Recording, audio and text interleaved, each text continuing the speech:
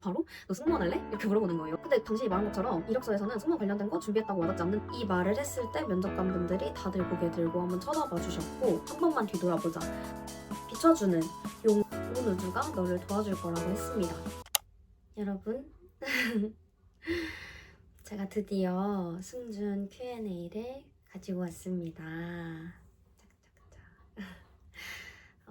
우선 댓글 남겨주신 거랑 그리고 DM으로도 물어봐 주셨던 분들이 많아서 하나하나 잘 정리해서 가지고 왔는데 우선 바로 시작해 보도록 하겠습니다.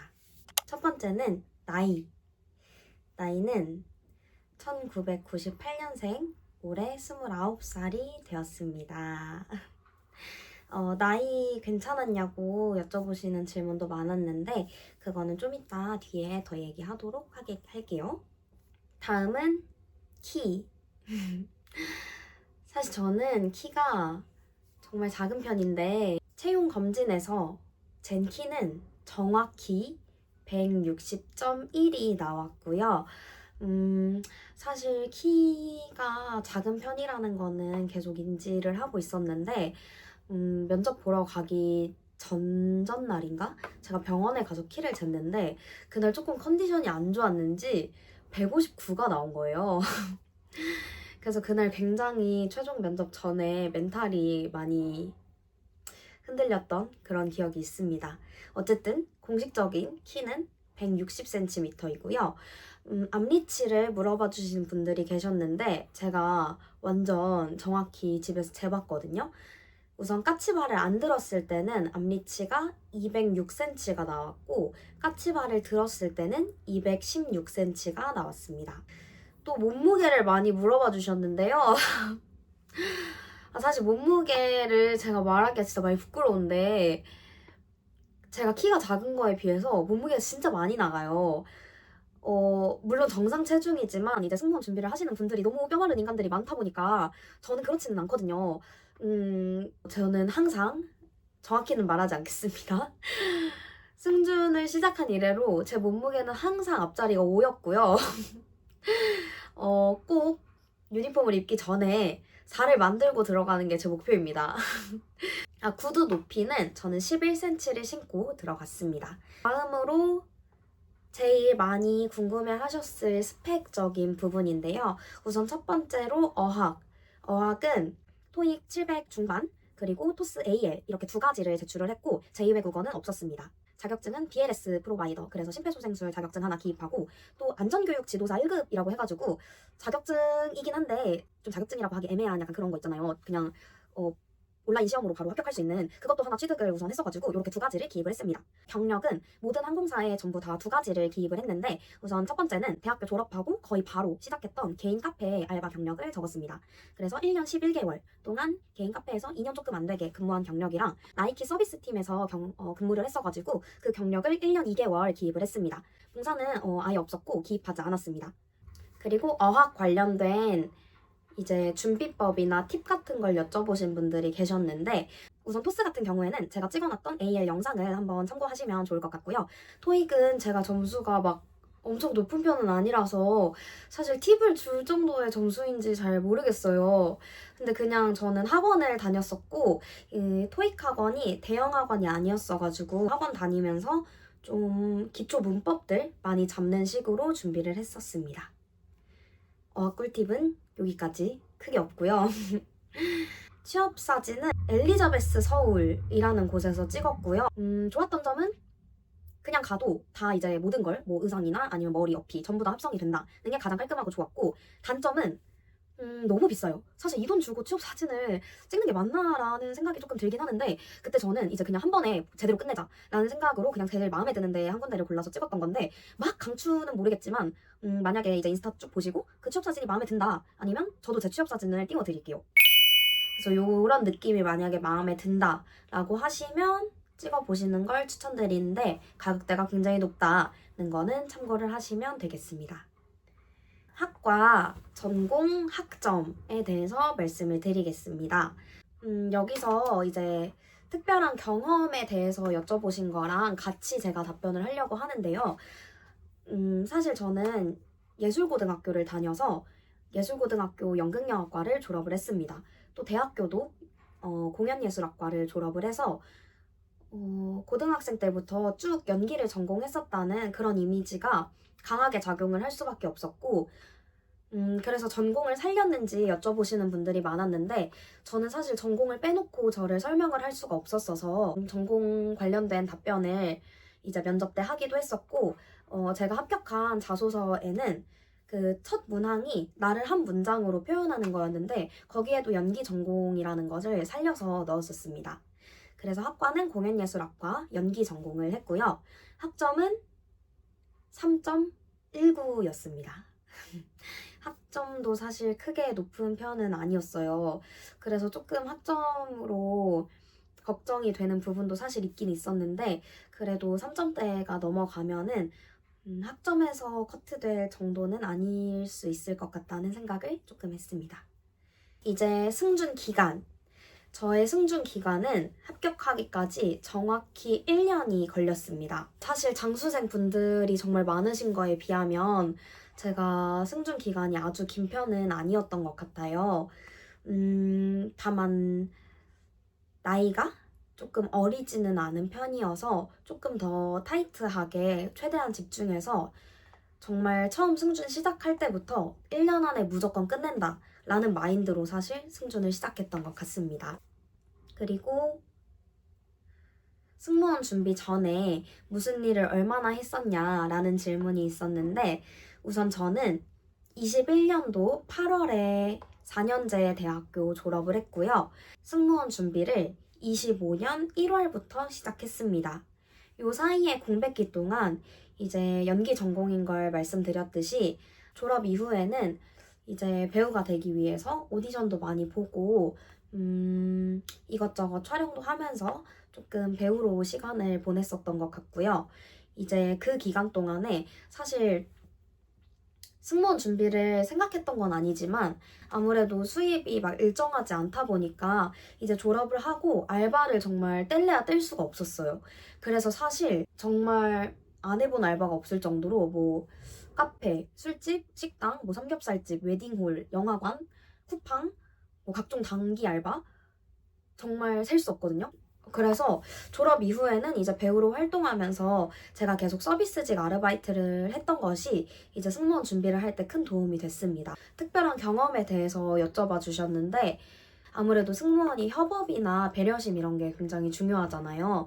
이제 고등학교부터 대학교 7년 동안 연극을 전공하고 또 졸업 이후에도 다양한 촬영 현장이나 연극 현장을 경험하다 보니까 협업 관련된 내용으로는 녹여낼 게 정말 많았던 것 같아요.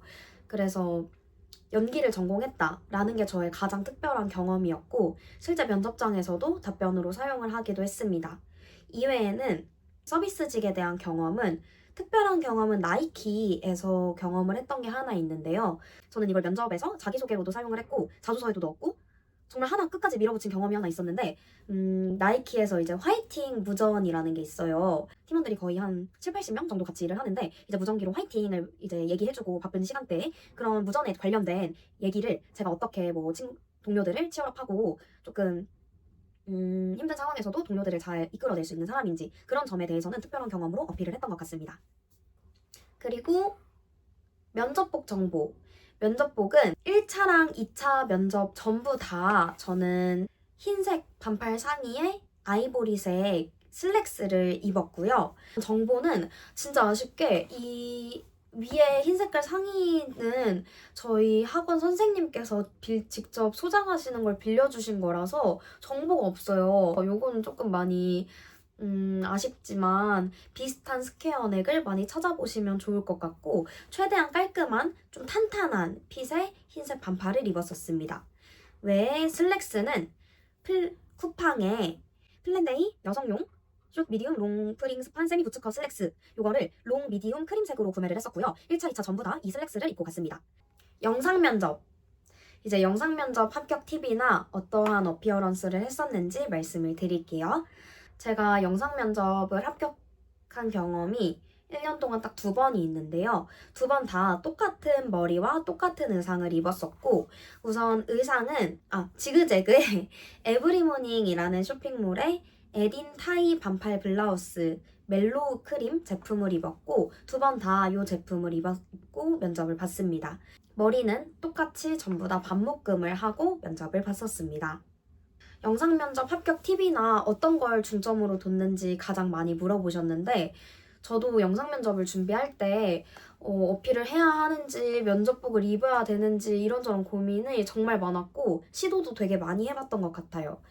근데 저는 이제 정석 어필을 하고 면접복을 입었을 때는 영상 면접에 전부 탈락을 했었고, 또 일상복을 입었을 때도 이것저것 시도해보고 뭐 머리를 풀어도 보고 흰색 상의를 입어도 보고 했는데 전부 탈락을 했었고, 마지막에 제가 2군데 전부 똑같은 어필랑 머리로 합격을 했었는데, 이거는 제가 생각했을 때 가장 중점을 뒀던 건 실제 현직 승무원들이 일상생활을 할 때 조금 중요한 약속이 있을 때 어떻게 꾸미고 나갈까? 라는 고민을 해서 입었고 골랐던 것 같아요. 왜냐면 우선은 영상 면접에서 썸네일이라는 게 있고 또 제가 말을 할 때 풍겨지는 분위기라는 게 있다 보니까 사실 제가 가진 최선의 아름다움을 보여주는 게 조금 중요하다고 생각을 했었는데, 저는 정석 어필을 했을 때 그게 제가 가진 최상의 예쁨은 아니더라고요.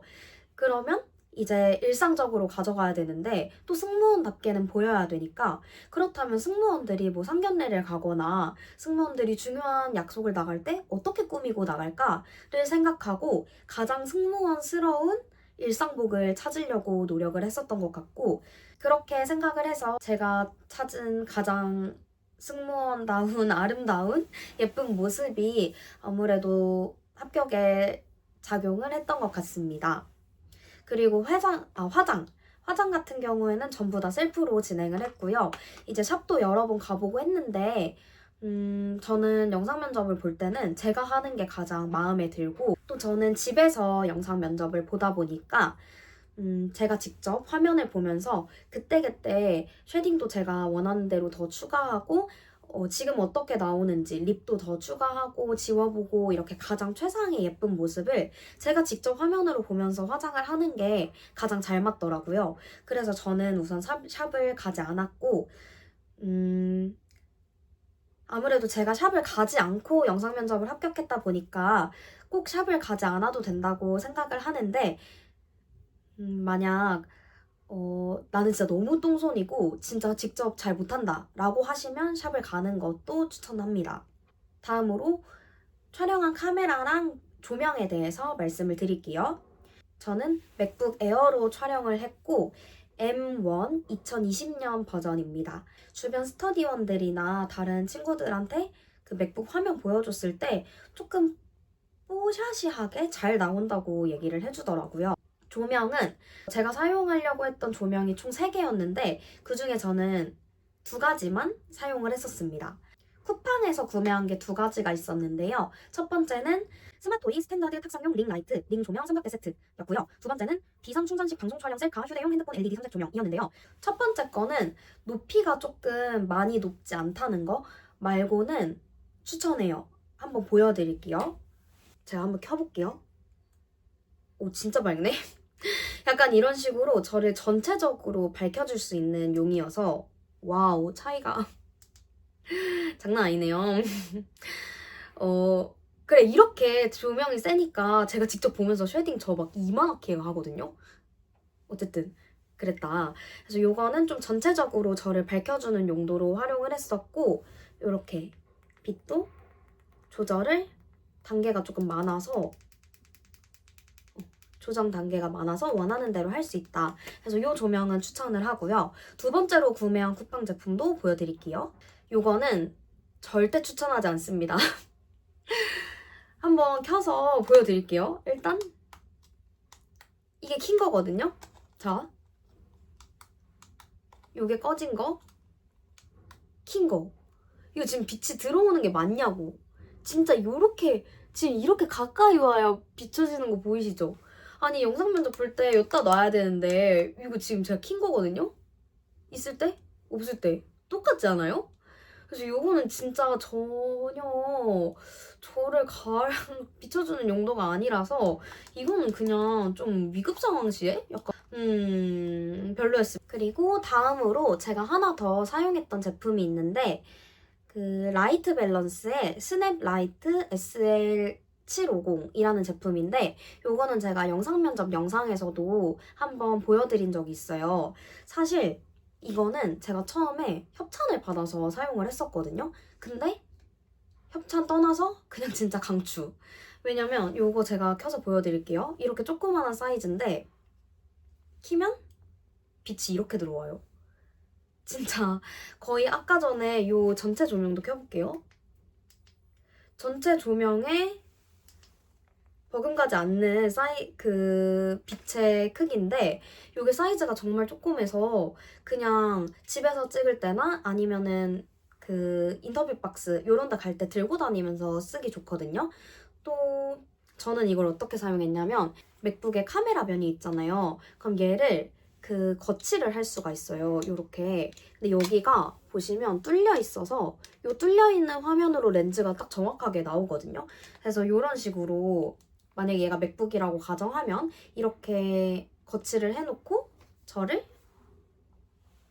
비춰주는 용으로 활용을 했었고 얘는 진짜 제 얼굴을 빡 직방으로 이제 비춰주는 느낌이라 얘를 조금 강하게 켜놓고 그리고 이제 이렇게 하면은 뒤에 그림자가 지잖아요. 그래서 이때는 전체 조명을 켜서 조금 뒤에 그림자가 안 지게 와 지금 진짜 밝은데 거의 이 정도 빛으로 촬영을 했었어요. 그리고 자연광이 꼭 들어올 때 저는 낮에 촬영을 했었고 이렇게 두 가지의 조명을 활용해서 영상 면접 촬영을 했었습니다. 꺼볼게요. 끄니까 갑자기 밋밋해져서 좀 켜고 촬영을 해야 되나 싶은데 어쨌든 이렇게 두 가지 제품을 사용을 했었고요. 협찬 떠나서 저는 둘 중에 만약에 하나만 추천해야 된다고 하면은 저는 무조건 얘거든요. 근데 너무 좋은 기회로 이제 요 라이트 밸런스에서 제가 지금 찍고 있는 승무원 Q&A 영상에 이제 구독자 이벤트를 열어주신다고 해요. 요거는 더보기란에 더 자세하게 적어 놓을 텐데 이제 댓글 작성해주시면 추첨을 통해서 이 조명을 직접 보내드리니까요. 많이 참여해주시고 직접 사용을 해보셨으면 좋겠습니다. 얍. 다음으로 항공사마다 이제 스크립트 방향성이나 이런 영상 면접의 차이점을 뒀는지 여쭤봐 주셨는데 우선 스크립트 방향성은 다르게 했었던 것 같아요. 대감집 면접 볼 때는 자기소개를 할 때도 조금 결과나 행동 중심보다는 진짜 제가 따뜻한 마음을 왜 가지고 어떤 생각을 가지고 어떻게 따뜻하게 대하려고 했는지 조금 진정성이나 저의 진심 약간 이런 쪽으로 스크립트 방향성을 맞췄었고 제가 합격했던 곳은 이번이 첫 영상 면접 도입이었잖아요. 그러다 보니까 다들 똑같이 어떻게 방향성을 잡아야 될지 많이 어려워했던 것 같아요. 저의 방향성은 뚝 부러지는 사람 좋아한다 이런 얘기를 전 너무 많이 들었어서 이제 영상 면접 준비할 때도 스크립트 방향성도 좀 내가 왜 이렇게 행동을 했고 어떻게 행동을 했고 어떤 결과가 있었는지 조금은 더 인과관계가 맞게 행동 중심으로 스크립트를 작성했던 것 같습니다. 말했듯이 외형적인 건 다 똑같이 봤는데 하나 다르게 뒀던 건 보이스 톤이나 느낌은 조금 다르게 냈던 것 같아요. 사실 대감집 영상 면접 볼 때 이제 대면 면접을 이미 앞두고 있는 상황이었어서 조금 마음을 편하게 먹으려고 일부러 나 여기 떨어져도 나 대면 면접 가면 되는데 이런 마음으로 좀 다 내려놓고 편안하게 보려고 했었어요. 진짜 자신 있게 그리고 야무지게 똑부러지게 하려고 생각을 했었습니다. 그래서 조금 더 밝게 웃으면서 촬영을 했었고 전체적인 분위기를 좀 더 신나고 조금 밝고 잘 웃고 자신 있게 똑부러지게 이런 식으로 대답을 했던 것 같습니다. 보이스는 사실 제가 조금 목소리가 큰 편이라서 실제 면접 때도 목소리가 크다는 피드백을 조금 많이 받았었어요. 그래서 영상 면접을 볼 때 너무 전달하려고 하기보다는 진짜 그냥 이게 너무 뻔한 말인데 진짜 이것밖에는 답이 없는 것 같아요. 그냥 대화하듯이 진짜 이 사람이 카메라를 사실 한번 거치면 제가 뭐를 해도 되게 크게 느껴지고 크게 보이고 조금 부담스러워질 수 있다고 느끼거든요. 그래서 보이스도 너무 크게 하지 않고 잘 편안하게 들리고 그냥 발음이 잘 전달될 수 있는 정도만 신경을 썼었고, 제가 뭐 하나도 다 크게 보인다고 했잖아요. 예를 들어서 표정 같은 경우도 대면 면접 때는 이렇게 웃으면 무조건 더 많이 웃으라고 하잖아요. 근데 실제 영상 면접에서는 저희가 웃는 단계에 따라서 이게 미세하게 진짜 많이 변한단 말이에요. 한번 해볼게요. 예를 들어서 무표정.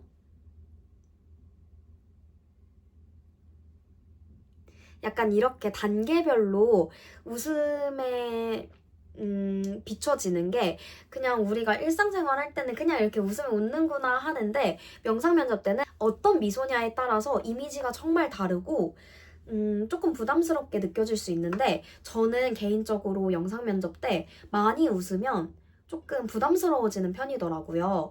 그래서 이런 거를 잘 파악을 해서 저는 실제 영상 면접 때는 많이 웃지 않았습니다. 그냥 눈은 또렷하게 뜨고 많이 웃지 않고 부담스럽지 않게 웃는 선에서 표정을 지으려고 했었고, 시선의 위치도 중요했던 것 같아요. 원래는 항상 카메라 그 렌즈를 보고 면접을 봤었는데 다 떨어졌었거든요. 근데 저는 화면을 볼 때 가장 제가 예쁜 눈이 나오더라고요. 이런 것도 포스트잇 하나씩 이렇게 붙여가면서 어디를 봤을 때 가장 예쁜지 체크를 해놓고 그쪽을 응시하면서 면접을 보시길 추천드립니다.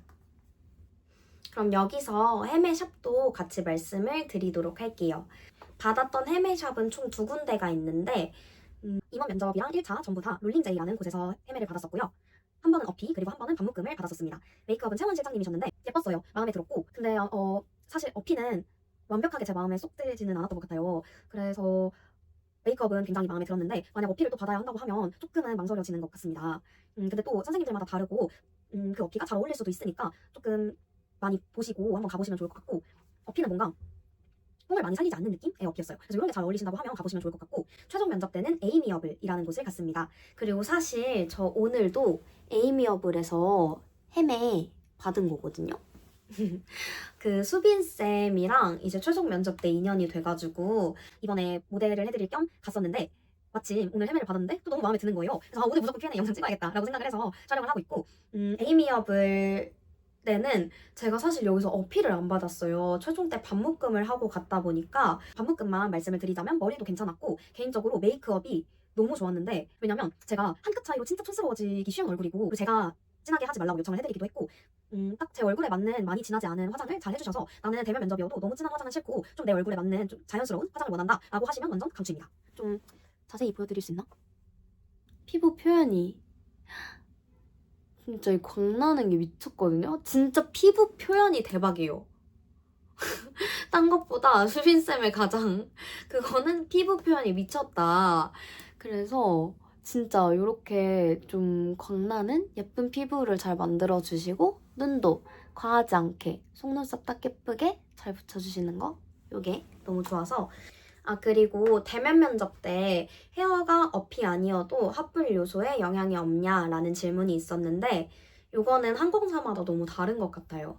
제가 갔던 항공사는 반묶음 하신 분도 되게 많았고 포니테일도 많았고 머리를 풀고 오신 분들도 계셨어서 꼭 어필을 하지 않아도 되는 항공사였던 것 같습니다. 실제로 두발 자유를 하기도 했었기 때문에 가능했던 것 같고, 제가 반묶음을 하고 갔던 이유는 영상 면접 때 반묶음으로 합격을 해서 굳이 대면 면접 때 다른 시도를 하려고 하지 않았던 게 이유였어요. 이제 어필을 꼭 해야 하는 항공사들에서는 반드시 어필을 하시는 게 좋을 거라고 생각합니다. 면접 준비 어떻게 했는지, 매일 꾸준히 했는지, 방향성이 어떻게, 방법이 어떻게 됐는지 여쭤봐 주신 걸 통째로 잘 섞어서 한번 대답을 해보려고 하는데, 우선 면접 준비는 처음 딱 승무원 준비 시작했을 때부터 우선 스터디를 구해서 면접 스터디를 주에 1회씩 나갔었습니다. 그래서 거기서 이제 처음 저는 인사하는 법이랑 이런 것도 아예 몰랐어가지고 그런 것부터 처음부터 차근차근 스터디원들이랑 공부하면서 배워나가기 시작했고, 과외를 시작한 시점은 8월에 제가 이제 마지막 승준 끝나기 한 3, 4개월 전부터는 이제 학원을 다녔었는데, 이제 학원을 갔던 이유는 사실 자소서에서 너무 많이 떨어져서 좀 서류에서 도움을 받을 수 있는 학원이 있는지도 초점이 있었고, 두 번째는 해가 넘어가면 조금 더 어려워질 것 같아서 하반기에 들어가면서는 만약에 서학을 하면 그냥 무조건 면접을 한 큐에 끝내야겠다라는 생각으로 과외를 찾아가서 거기서 완벽하게 준비가 된 상태로 면접을 보러 가려고 했던 것 같습니다. 승무원 면접이 조금 특수성이 있다 보니까 뭐 인사를 하는 거나 아니면 답변의 방향성 그리고 외형적으로 보이는 것들 이런 거를 한 번에 봐줄 수 있는 좀 전문가의 티칭이 그래도 어느 정도 들어가면 내가 어떤 이미지를 밀고 나가야 되는지 알 수도 있게 되고, 제일 좋았던 건 제 답변이 뻔한지 아닌지를 알아볼 수 있다는 거. 이제 너무 수백 명의 승무원 준비생을 보다 보니까 제가 답변을 딱 내뱉으면 이게 흔한 답변인지 아닌지를 한 번에 잡아내시는 거. 그래서 내가 남들이랑 차별화된 답변을 만들 수 있다는 게 제일 좋았던 것 같고, 하나는 제가 약간 방향성을 어떻게 해야 될지 모르겠을 때, 예를 들어서 제가 이렇게 답변하고 싶은데 이거 맞나요? 라고 할 때 사실 답을 정해줄 사람이 없잖아요. 근데 이제 이럴 때 그냥 이렇게 하면 돼 라고 아예 딱 밀어붙여주는 사람이 있으니까 제가 하는 거에 조금 자신감을 가지고 할 수 있게 돼서 이런 점에서는 과외가 너무 좋았던 것 같습니다. 그리고 면접 준비를 매일 했냐고 여쭤봐 주셨는데, 상반기에는 그냥 주에 한 번씩 이제 스터디를 나가면서 좀 어학 준비를 사실 더 포커스로 맞췄던 것 같고, 하반기에 가면서부터는 면접 준비에 포커스를 맞췄는데, 그때부터는 면접 연습을 매일매일 한다기보다는 면접 답변을 매일 구상하려고 했어요. 그래서 만약에 길 가다가도 내 머릿속에 어떤 면접 답변을 할지 항상 생각을 하고 있으면 이때 이런 거 소스 써야겠다 하면 그때그때 메모장에 적어놓고, 과외를 다니기 시작하면서부터도 좀 면접을 준비하는 횟수가 늘어났고, 이제 서류 합격하고 1차, 2차 넘어갈 때부터는 거의 면접이 딱 잡혔다 하면은 한 1, 2주 동안은 매일매일 모든 반짝 스터디를 다 찾아서 나갔어요. 그래서 일주일에 한 6번? 7번은 거의 모의 면접을 그냥 매일매일 돌렸을 수준으로 딱 면접이 잡혔을 때부터는 매일매일 면접 준비를 했고, 평소에는 좀 답변을 계속 발전시킬 수 있는 방향으로 연습을 했던 것 같습니다. 또 학원을 다녔냐? 학원은 다니지 않았고 과외를 다녔습니다. 저의 하루 일과는 보통 아침에 일어나서 웬만하면 운동을 가고 하루에 2끼를 먹었는데 12시쯤 첫 끼 먹고, 그리고 자소서 이제 써야 되는 데가 있으면 채용이 열리면 거의 자소서 작성하거나, 자소서 쓸 데가 없다 그러면 면접 답변 조금 보거나, 아니면 저는 좀 항공사 유튜브를 되게 많이 봤거든요. 그래서 그런 유튜브나 SNS 보면서 새로 나온 영상이나 관심 가는 영상 같은 거를 많이 보려고 했던 것 같습니다. 그리고는 저녁 먹고 강아지 산책하고 그냥 그런 일과를 보냈던 것 같아요.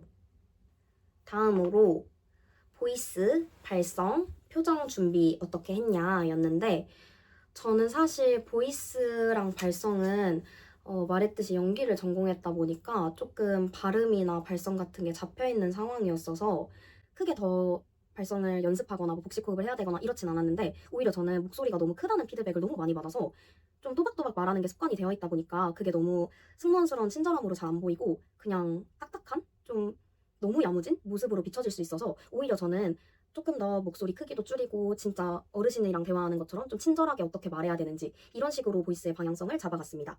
그리고 표정은 찍어보는 게 답인 것 같아요. 영상으로 찍어보고 내 모습 보고 내가 얼만큼 환하게 웃었을 때 제일 예쁘고 어떻게 웃었을 때 예쁜지 이런 거를 체크를 하고, 그리고 면접 시즌부터는 그 치아 미소 교정기를 쿠팡에서 구매를 해서 사용을 했었는데, 이게 크게 막 효과가 있었다라고 생각하기보다는 그래도 얘를 하고 있으면 광대랑 이런 데 근육이 써지는 게 느껴져서 그때는 좀 밤에 안 하고 자면 약간 불안한, 내 근육 너무 안 쓰는 것 같은 느낌이 있었어서 미소 교정기도 활용을 했었습니다. 전체적으로 좀 얼굴 근육 많이 풀어놓고 많이 웃고 잘 웃고 좀 어떻게 해야 승무원스럽게 친절하게 말할 수 있는지 그런 식으로 준비를 했었습니다. 다음은 자소서 방향성인데요. 자소서는 저도 너무 많이 떨어졌어가지고 이번에 서류를 합격했을 때는 중점적으로 생각했던 건 좀 똑똑해 보이는 사람처럼 보이려고 노력을 했는데, 예를 들어서 저는 마지막 문항에서 기내식에서 이런 방향성으로 기내식을 만들면 좋을 것 같습니다 라고 아이디어를 제시했거든요. 근데 사실 세 번째 문항이 아이디어를 물어보는 문항이 아니었는데, 제가 직접적으로 글로 저는 뭐 아이디어가 좋고 뭐 어떤 사람입니다 라고 적는 것보다는 진짜 제가 아이디어를 제시하면 얘는 이미 아이디어를 제시할 줄 아는 사람으로 보여지는 거잖아요. 그래서 그걸 글로 쓰기보다 진짜 모습으로 보여주려고 해서 자소서에서 아이디어 제시를 하기도 했었고, 또 첫 번째 문항에서 요즘 가장 관심 있는 분야 항공산업 말고 뭐냐라고 했을 때 여기서 내가 다양한 분야에 관심을 가지고 있는데 얕은 관심이 아니라 깊게 내가 왜 생각하고 어떠한 관심을 가지고 있는지 좀 너무 막연하긴 한데 관심 갖고 있는 분야를 유튜브를 작성을 했었거든요. 왜냐하면 막 요즘은 그 TV에 나오는 사람이라고 말 안 하고 애들이 막 유튜브에 나오는 사람이라고 한다고 하니까 그게 너무 신기하고 진짜 모든 회사에서 유튜브를 너무 중요한 광고 수단으로 활용을 하잖아요. 그리고 항공사도 마찬가지고 유튜브 다들 너무 열심히 하니까 그래서 제가 유튜브에 왜 관심을 이러한 이유로 가지고 있고 어떻게 공부를 해나가고 있는지 그런 점을 작성하면서 최대한 똑똑해 보이는 인재처럼 보이려고 작성을 했던 것 같습니다. 근데 만약에 자소서를 너무 많이 떨어진다, 난 진짜 방향성을 모르겠다라고 하면 주변에 조금 부끄러워도 승무원 합격한 친구들한테 자소서 보여주거나 아니면 첨삭을 괜찮은 곳에서는 받아보는 것도 괜찮을 것 같습니다. 어쨌든 자소서의 방향성은 첫 번째, 가독성. 두 번째, 똑똑한 인재처럼 보이자. 세 번째, 솔직하게 쓰자. 이렇게 세 가지가 저의 팁이었던 것 같습니다. 다음으로 승무원을 꿈꾼 계기에 대해서 물어봐 주셨는데 사실 저는 친언니가 LCC에서 9년차? 8년차? 정도 승무원으로 재직을 했어서 옆에서 언니를 되게 많이 봤어요.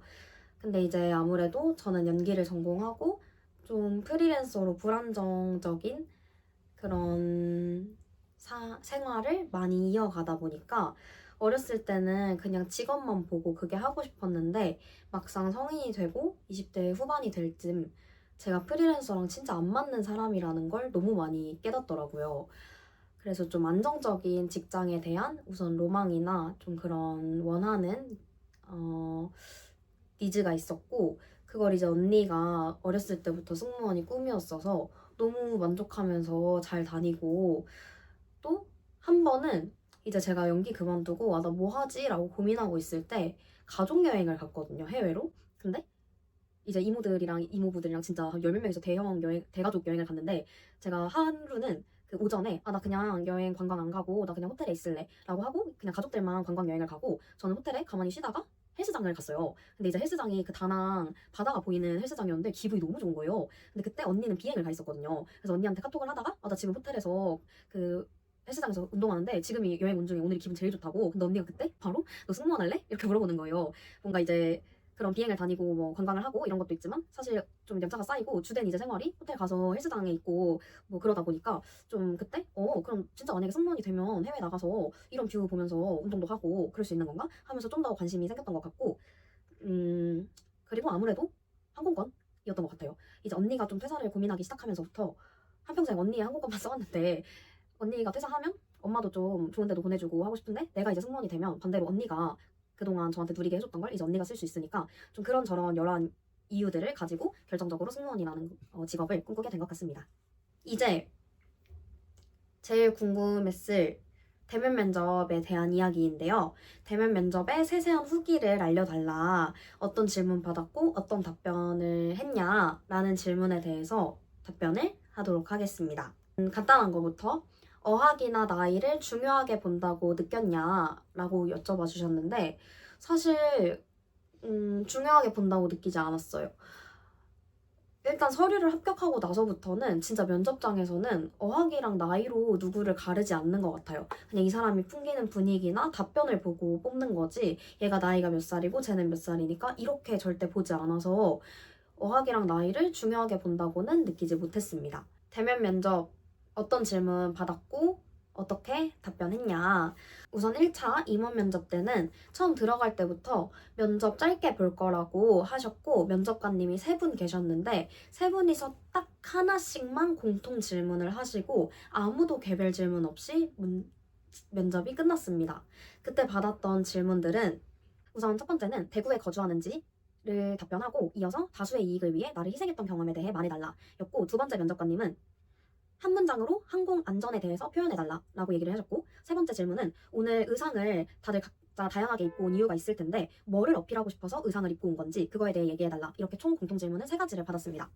이에 대한 답변은 우선 첫 번째 저는 대구에 거주하지 않고 다수의 이익을 위해 나를 희생했던 경험은 그 대학교 때 이제 공연예술학과 다닐 때 저희 대학교는 극장장이라는 게 있었거든요. 근데 이제 전 학년에 딱 한 명만 있는 건데 예를 들어서 공연을 만들 때 조명부는 조명부 일만 하고 무대부는 무대부 일만 하고 이렇게 하는데 극장장은 그 모든 부서에 일하는 시간에 전부 다 나와 있어야 돼서 사실 다들 별로 하고 싶어 하지 않아 하는 직책이었어요. 근데 이제 어쩌다 보니까 제가 그걸 맡게 돼서 막 맨날 밤새면서 무대 작업하고 다른 사람들 막 8시간 일할 때 저는 막 20시간씩 일하고 이렇게 했던 경험이 있어서 이걸 솔직하게 극장장 사람들 하고 싶어 하는 사람 없었는데 제가 일하는 시간 훨씬 많고 밤새면서 이렇게 일했었다. 그때 이제 어쨌든 누군가는 해야 되는 일이었고 그리고 저도 또 많이 깨달음도 얻고 배운 게 많아서 잘했다고 생각한다. 이렇게 답변을 했습니다. 답변은 이 내용을 다 담아서 한 3문장에서 4문장 사이 정도로 답변을 했고 항공안전에 대해 한마디로 얘기해달라. 여기에 대해서는 항공안전이란 사전에 예방하는 것이라고 생각합니다. 라고 답변을 했고요. 마지막으로 오늘 의상 선택 이유는 제가 슬랙스를 입고 갔잖아요. 근데 누가 봐도 이게 마지막 질문이었는데 내가 좋아하는 항공사다 라고 어필을 할 수 있는 게 이 질문밖에는 없을 것 같은 거예요. 그래서 여기서 제가 관심 가졌다는 걸 녹여야 될 것 같아서 우선 제가 항공사 유튜브를 되게 많이 보고 있는데 제가 본 이제 승무원분들의 이미지가 엄청 프로페셔널하고 되게 똑똑하고 커리어우먼 같으셨다. 그래서 저도 그런 모습을 보여드리고 싶어서 슬랙스를 입었고 위에 상의는 가장 단정한 모습을 보여드리고 싶어서 흰색 상의를 입었다. 이렇게 답변을 했고요. 그래도 제가 이 항공사에 관심을 가지고 있다라는 거에 대해서 하나의 질문이라도 조금 녹여낼 수 있었던 게 이번 면접에서는 합격 포인트였던 것 같습니다. 왜냐면 마지막 3가지 질문까지 다 받고 나왔을 때 항공사 분석한 거 어필할 수 있는 질문이 하나도 없었다라는 이제 조 분위기였거든요. 근데 거기서 어떻게든 하나라도 비집어서 나 유튜브 많이 봐요 라고 답변을 한 게 핵심이었던 것 같고 그리고 또 하나는 그 다수의 이익을 위해 희생을 한 경험에 대해서도 희생이 아닌 경험을 얘기하신 분들이 있었어가지고 그런 걸 안 좋아하시는 것 같더라고요. 너무 당연한 얘기지만 그래서 정확히 진짜 희생했냐 하면은 진짜 솔직하게 나 희생했다라고 할 수 있는 그런 답변을 했던 게 포인트였던 것 같습니다. 그리고 최종 면접 때는 저는 마지막 조로 들어갔어요. 애초에 처음에 딱 마지막 조 떴을 때부터 나 마지막 조인데 내 자리 남아있을까? 어떡하지 하면서 들어갔는데 저희 마지막 조에 한 명 빼고 올합해서 이제 마지막 조나 뭐 첫 조나 이런 조에 대한 압박감도 조금 내려놓으시면 좋을 것 같고 저희 조에서는 대표님도 각자 한 명씩 전부 다 질문을 해주셨었습니다. 질문부터 정리를 하자면 지금 준비했던 거 말고 이 사람들 사이에서 어필할 수 있는 역량에 대해서 진짜 준비한 거 말고 자기소개해달라. 첫 번째 공통문항이었고요. 두 번째는 바로 자기소개만 듣고 전부 다 개별이었는데 제가 받은 개별 질문은 아까 자기소개 할 때 보니까 자신감이 느껴지는데 보니까 공연예술학과다. 그럼 연기자의 길을 걷지 않고 왜 승무원을 선택했냐? 그래서 제가 답변을 하고 근데 말한 것처럼 이력서에서는 승무원 관련된 거 준비한 것처럼 안 보인다. 이 점에 대해서 보완해달라. 라고 질문을 하셨습니다. 다음은 맨 오른쪽 이제 다른 면접관분께서 동료들이랑 협업할 때 비협조적인 동료를 어떻게 하는 편인지에 대해서 여쭤봐 주셨고 마지막은 다 대표님이 여쭤봐 주셨는데 아까 언니가 다른 항공사에서 오래 일하고 있다 했는데 언니랑 같이 사냐? 언니랑 같이 사는 동안 언니가 승무원 하는 거 힘들어 보이지 않았냐? 얘기해달라. 그리고 언니가 오늘 면접 보러 오는 거 알고 있냐? 언니가 뭐라고 했냐? 이렇게 질문을 받았고요. 이제 여기에 대한 답변을 다 얘기를 할게요. 우선 자기소개는 사실 저는 제가 준비한 자기소개를 얘기를 했어요. 왜냐면 즉흥적으로 갑자기 바꾸는 건 너무 도전이라고 생각을 해서 제가 준비한 걸 말하되 준비한 걸 말하지 말라고 했으니까 한마디만 딱 덧붙였어요. 제가 준비한 게 정말 많지만 제가 지금 말씀드리고 싶은 건 이라는 말을 덧붙여서 나 준비한 거 말하는 거 아니야? 라는 뉘앙스로 답변을 시작해서 이 말을 했을 때 면접관분들이 다들 고개 들고 한번 쳐다봐 주셨고 거기서부터는 제가 준비한 자기소개를 답변했습니다. 아까 말했던 그 나이키에서 제가 화이팅 무전 어떻게 했었는지 동료들한테 어떻게 힘을 줄 수 있는 사람인지 관련된 내용이었습니다. 근데 제가 이제 답변을 할 때 딱 하나 추가했던 문장이 원래는 제가 맏언니 이런 얘기를 안 했거든요. 근데 면접장 들어갈 때 누가 봐도 제가 제일 나이가 많은 것 같은 거예요. 그래서 마지막에 자기소개 밑에 한 문장으로 동료들 잘 북돋으면서 맏언니 같은 동료가 되겠습니다 라고 답변을 했는데 이제 면접관님이 맏언니? 신입인데? 하고 막 웃으셨어요. 그래서 그냥 저도 같이 웃으면서 아, 신입 중에 맏언니처럼 해보겠습니다 하고 그냥 웃어 넘겼습니다. 그리고 나서 이제 다른 분 자기소개 듣고 개별 질문 넘어왔을 때 자기소개할 때 보니까 자신감 느껴지는데 연기자 길 아니고 왜 승무원 했냐? 이건 솔직하게 말했어요. 예고도 다녔고 졸업 이후에 연기자로 활동했는데 프리랜서로 지내는 불안정적인 삶이 너무 힘들었다. 근데 사실 저희 친언니가 LCC 항공사 9년차 승무원인데 직장 생활에 대한 로망도 있다 보니까 언니 보면서 좀 언니가 오래 잘 다니는 모습 보면서 저도 저런 모습이 되고 싶다라고 생각을 해서 언니 보면서 솔직히 부러움도 느꼈고 그래서 처음으로 제가 이제 승무원에 관심을 가지게 됐습니다. 라고 저의 솔직한 이야기를 했고요. 근데 여기서 근데 당신이 말한 것처럼 이력서에서는 승무원 관련된 거 준비했다고 와닿지 않는다. 보완해달라고 했을 때 완전 솔직히 처음에 살짝 멘탈이 흔들리는 거예요. 왜냐면 나는 어학 점수도 2개나 넣었고 자격증도 2개나 넣었고 서비스 경력도 거의 3년 가까이 넣었는데 이력서에 내가 승무원 준비한 것처럼 보이지 않는다고?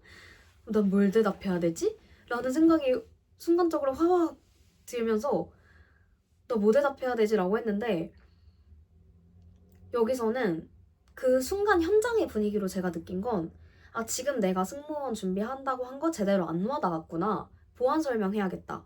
라고 생각을 해서 사실 10군데 이상의 서비스직 아르바이트를 경험을 했는데 정규직만 적을 수 있다 보니까 이력서 상에는 2가지의 서비스직밖에 기입을 하지 못했습니다. 근데 이제 제가 나이키에서 근무를 할 때 제가 뭐 무대 위에서 감동을 주는 게 아니라 일상생활에서 이제 감동을 주고받을 수 있다는 걸 깨달았고 이왕 제가 서비스직을 할 거라면 가장 체계적이고 전문적인 서비스인이 되고 싶어서 승무원에 지원했습니다. 이렇게 조금 더 보완해서 진짜 승무원에 대한 어떤 점을 제가 좋아하고 왜 되고 싶은지 보완해서 답변을 하려고 했습니다. 그때는 그냥 끄덕끄덕 하면서 조금 답변이 된 느낌이었고 이 답변은 제가 하고 나서도 그 내내 저를 괴롭혔거든요. 아, 내가 그때 그냥 막 안전 자격증을 못 보셨나? 그걸 어필했어야 되나? 막 이런 생각을 진짜 많이 했는데 어쨌든 이력서상에 다 적혀 있고 그냥 승무원 관련된 거 준비한 거 안 와닿는다 보완해달라 라고 했으니까 그 맥락만 듣고 아, 나 승무원 진심이에요 라는 걸 어필하려고 했었던 것 같습니다. 그리고 동료들, 비협조적인 동료 어떻게 할지는 이런 데에서 이제 저의 특별한 경험이 하나씩 나왔던 것 같아요. 아무래도 연극을 전공했다 보니까 매 학기마다 연극을 계속 바꿔갈 때마다 팀원도 바뀌고 동료도 바뀌고 너무 다양한 동료를 많이 경험을 해봤는데 이런 게 이제 저의 특별한 경험으로 작용을 해서 답변을 할 때는 매 공연마다 새로운 팀원들이랑 일하다 보니까 다양한 동료들이 있었는데 아무래도 불평불만을 많이 표출하는 동료가 조금 비협조적이었던 것 같습니다.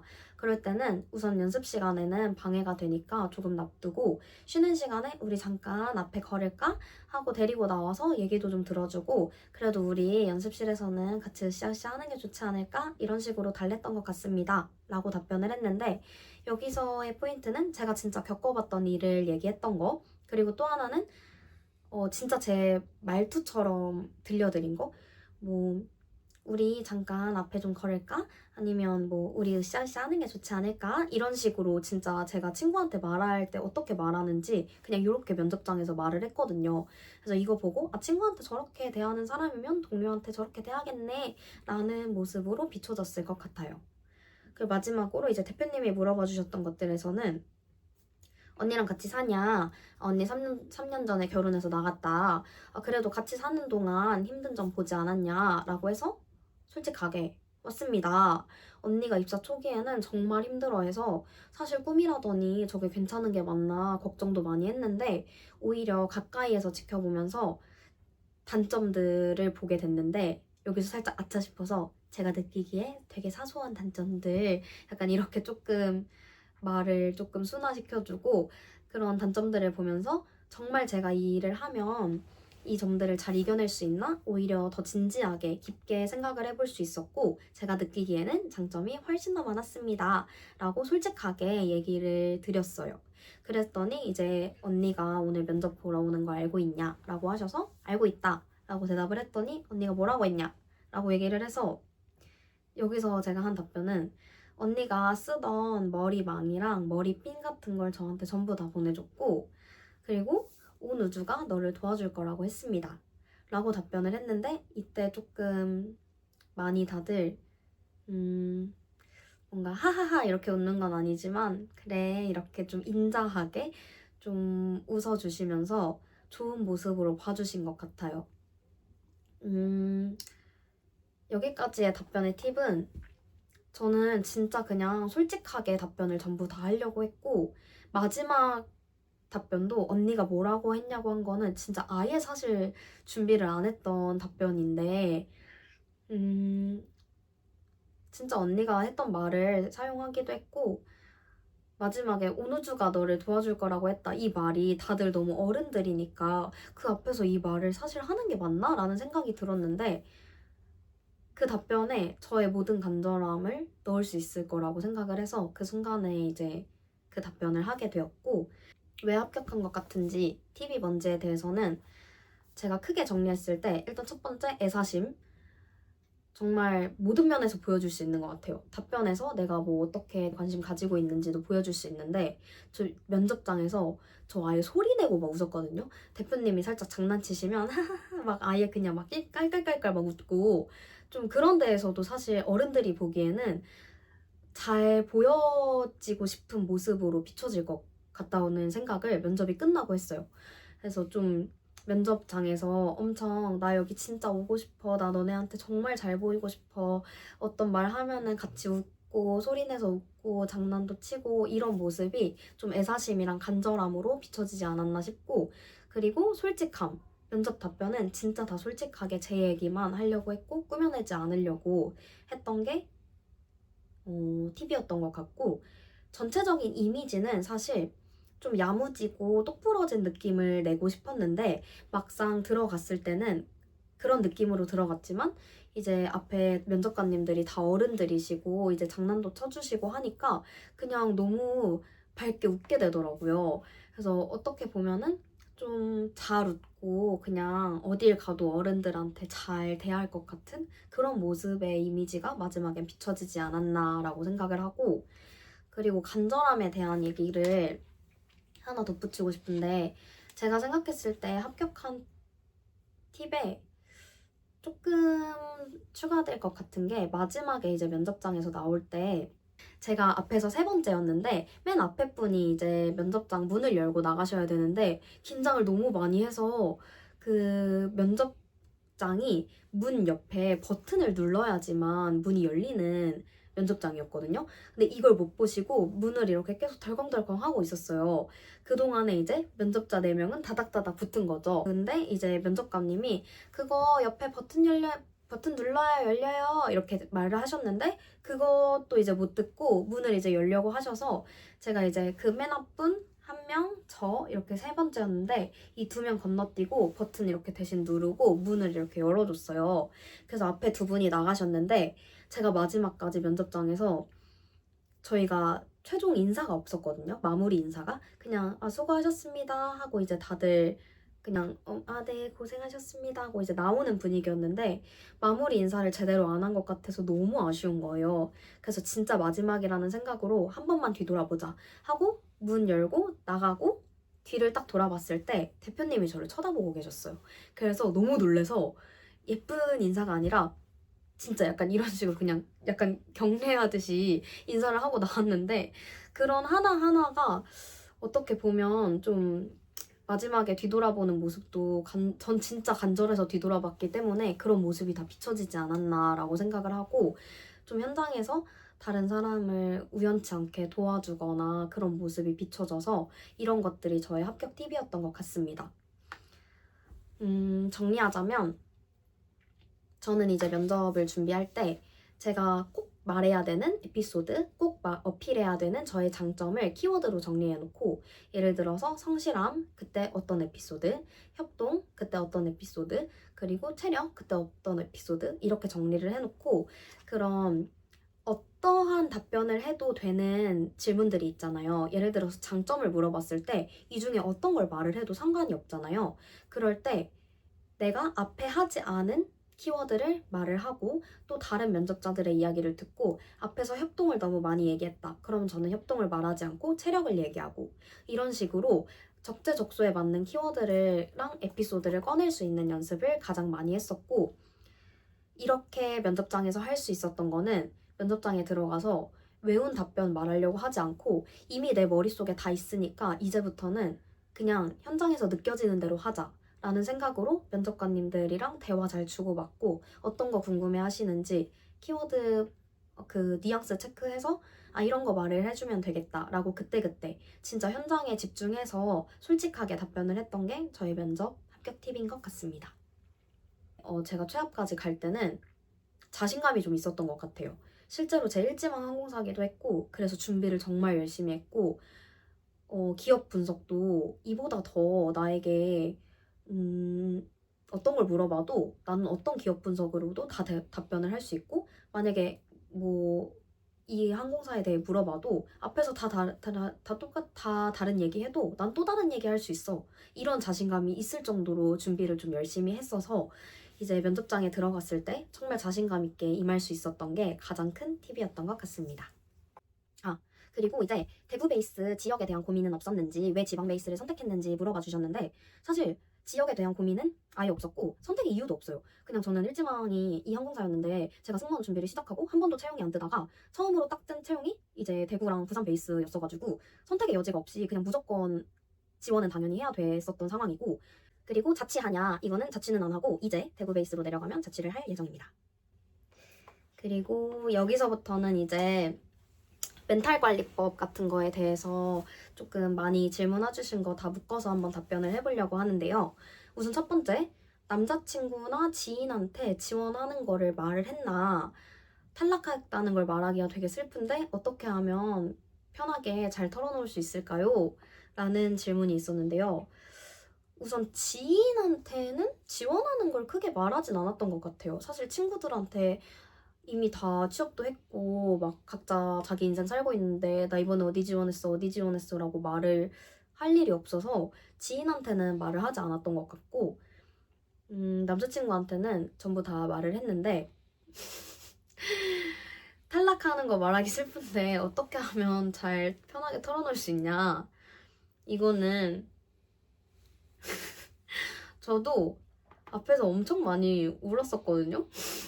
막 서류에서 떨어지면은 막 울고 막 하여튼 탈락 말하는 거 진짜 슬프죠. 진짜 슬픈데 어떻게 보면은 사실 이제 막 성인 되고 친구들이나 막 친구들한테는 사실 이런 얘기를 털어놓기가 좀 어렵잖아요. 매번 탈락할 때마다 말하기도 어렵고 근데 사실 남자친구가 제일 가깝고 어떻게 보면 이런 얘기를 할 수 있는 게 남자친구밖에 없어서 그래도 그때그때 잘 지원하는 것도 다 말하고 탈락한 것도 다 말을 했던 것 같고 어떻게 하면 편하게 털어놓을 수 있을까요? 이거는 저는 약간 그렇게 생각해요. 그 멘탈 관리랑도 이어지는데 많이 탈락을 하잖아요. 그래서 내가 탈락을 많이 했다고 말을 하면 할수록 나의 서사가 쌓이는 거라고 생각해요. 그래서 예를 들어서 막 한 번에 합격하는 사람도 있고 물론 대단하고 너무 축하할 일이지만 막 10번 계속 탈락하다가 이제야 딱 한 번 합격을 하면 그 사람의 합격이 얼마나 값지고 얼마나 축하를 받아 마땅한 일이에요.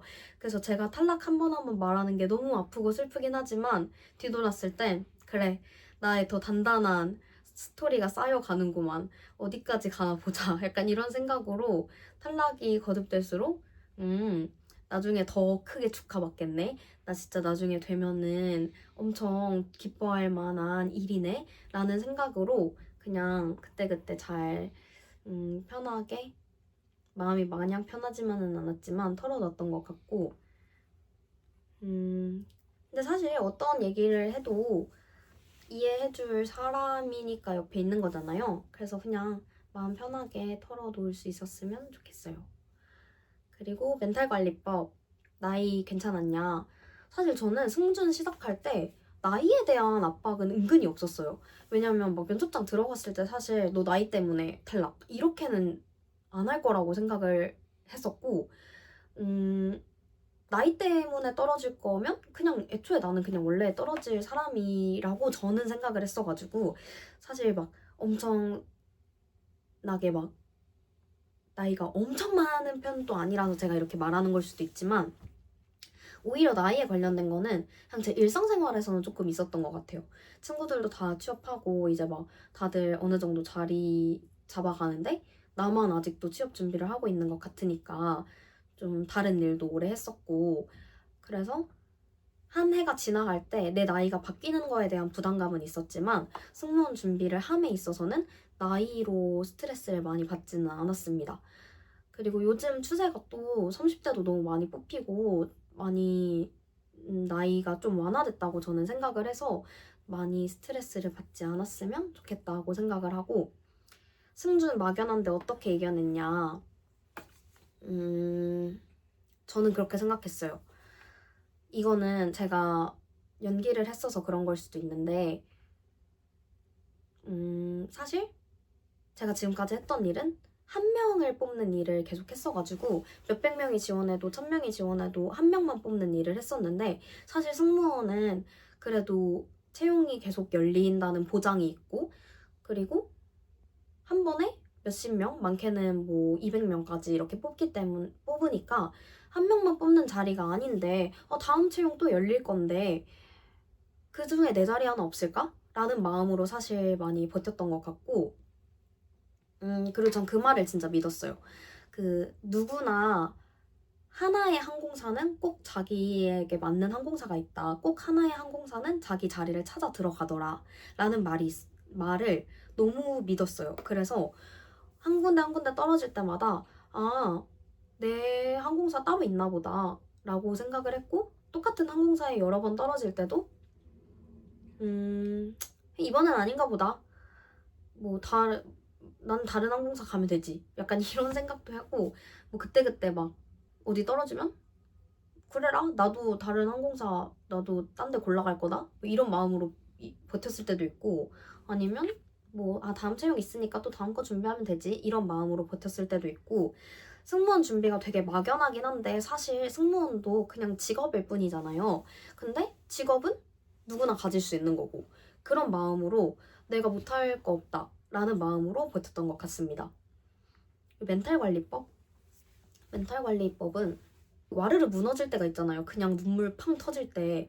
그럴 때 한번 그냥 진짜 이거 너무 힘드네 하고 그냥 울고 맛있는 거 먹고 다음날 되면 그래도 조금 괜찮아지는 성격이라 그때그때 좀 풀려고 했던 것 같고 근데 제가 생각했을 때 제가 승무원 준비를 하면서 멘탈 관리가 잘 된 이유가 주변에 승무원 준비를 하는 사람이 없어서 그랬던 것 같아요.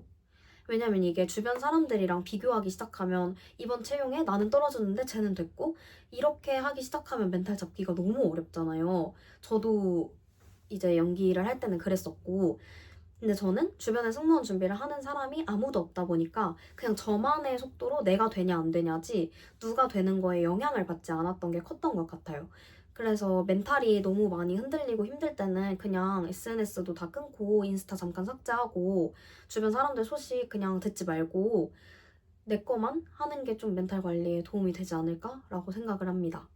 그리고 하나는 그 운동이 진짜 가기 싫은데 아침에 운동을 갔다 오면 하루의 시작이 조금 달라지는 거는 많이 느꼈던 것 같아요. 그래서 그냥 무기력하게 이제 침대에 누워있기 시작하면 하루가 그냥 끝나고 그 하루가 최악의 하루가 되는데 아침에 이제 운동 가면은 또 운동하면서 좀 뭔가 엔돌핀도 솟고 뭐든 할 수 있을 것 같은 느낌이 갑자기 막 들기 시작하면서 하루를 좀 활기차게 살 수 있었던 것 같아서 멘탈이 너무 힘들 때는 그냥 일단은 그냥 생각 안 하고 일어나서 운동을 갔던 것 같습니다. 이런 식으로 자기한테 맞는 그런 멘탈 관리법을 자기의 취향에 맞게 운동을 좋아하면 운동을 가고 카페 좋아하면 카페 가고 이런 식으로 해보면 좋을 것 같다. 그리고 비전공자인데 처음 준비할 때 뭐부터 준비를 하면 좋겠냐 자격증 추천해달라라고 하셨는데 저도 비전공자였는데 처음에는 그냥 무조건 토익부터 준비를 하는 게 좋은 것 같습니다. 아직까지는 토스보다 이런 어학 회화 점수보다는 그래도 토익을 성실함으로 평가를 하고 그리고 사실 토익이 이제 회화보다는 시간이 훨씬 오래 걸리다 보니까 토익을 먼저 준비를 하는 걸 추천을 드리고 싶고 자격증은 자격증 란을 비워놓고 싶지 않다면 그래도 심폐소생술 같은 건 해놓으면 한 줄 정도 쓸 수 있는데 크게 막 자격증이 많다고 해서 합격이고 없다고 해서 불합이고 이런 식으로 영향을 주진 않는 것 같아서 꼭 따야 하는 자격증은 없는 것 같습니다. 그냥 비전공자라면 어학부터 해보시는 걸 추천드립니다. 마지막으로 인간관계 관리법에 대해서 물어봐 주신 분이 계셨는데 이제 승무원 합격하고 주변에서 축하도 많이 받고 하는 모습들을 보다 보니까 인간관계가 되게 좋게 잘 관리가 되고 있다고 느껴주신 것 같아요. 저의 인간관계 관리법은 다들 그렇겠지만 어떤 친구를 만나냐에 따라서 제가 많이 바뀌는 것 같아요. 좀 얘기하는 걸 좋아하는 친구면 많이 듣는 쪽으로 바뀌고 또 조금 조용한 모임이면 가서 제가 많이 떠드는 편인 것 같고 그리고 저는 사실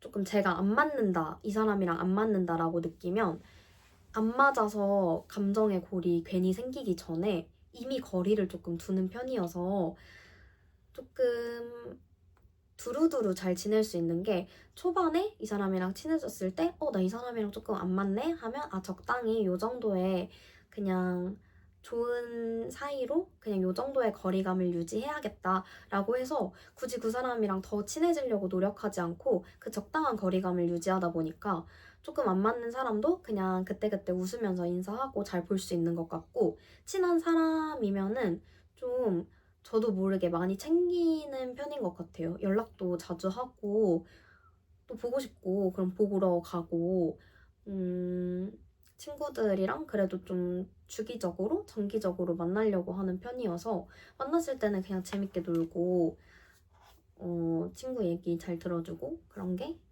관리법인 것 같습니다. 그냥 상대가 싫어하는 행동을 하지 않는 거 되게 뭔가 연인 관계처럼 느껴지긴 하는데 친구 사이에서도 당연히 내가 하면 싫어하는 행동이 있잖아요. 이 친구는 A 답변을 듣고 싶어서 나한테 말한 건데 굳이 내가 B를 말할 필요도 없고 그냥 그 친구가 공감을 받는 걸 좋아하는 친구면 조금 나는 사실 현실적인 얘기 하고 싶더라도 그래도 공감 먼저 해주고 아니면 약속에 뭐 늦는 거 뭐 이런 거나 아니면 연락 잘 보는 거? 막 그런 것도 요즘에는 카톡으로 너무 연락을 하다 보니까 막 안익십 같은 거 오래 하면 되게 기분 상할 수 있잖아요. 그런 것도 웬만하면 하지 않고 그냥 그때그때 연락 잘 하고 잘 만나고 약속 잡으면 꼭 파토 내지 않고 만나러 가려고 하고 그런 게 관리법인 것 같습니다. 이렇게 답변을 거의 다 이제 끝낸 것 같은데 항상 뭔가 이렇게 카메라를 켜놓고 말을 하면은 되게 두서없이 말을 하게 돼서 제가 하고자 하는 말들이 잘 전달이 되는지 조금 항상 아쉽고 걱정이 되는데 그래도 제가 준비를 했던 과정이나 아니면 스펙들이 조금 그 도움이 많이 되셨으면 좋겠고 저도 사실 나이도 어린 편도 아니었고 막 스펙이 엄청나게 좋은 것도 아니고 키도 작았고 조금 기적처럼 운이 좋아서 사실 됐다고 생각하거든요. 근데 이제 누구든지 그 운 때는 무조건 다 오는 것 같아요. 그래서 그 운이 왔을 때 잡을 수 있게 면접 준비를 잘 해놓고 운이 올 때를 차분히 기다리고 그리고 운을 만들어 가는 거 그냥 준비된 사람한테는 그 운이 더 빨리 올 수 있다고 저는 생각을 하기 때문에 너무 이제 승무원 준비하면서 너무 힘들어하고 너무 기죽고 막 그러기보다는 언제든 꼭 될 수 있다는 마인드로 준비를 하셨으면 좋겠습니다. 그러면 아까 말했듯이 그 더보기란에 있는 댓글 이벤트 많이 참여해주시고 또 궁금한 게 있으면 댓글을 남겨주시면 차분히 하나하나 대답을 하도록 하겠습니다.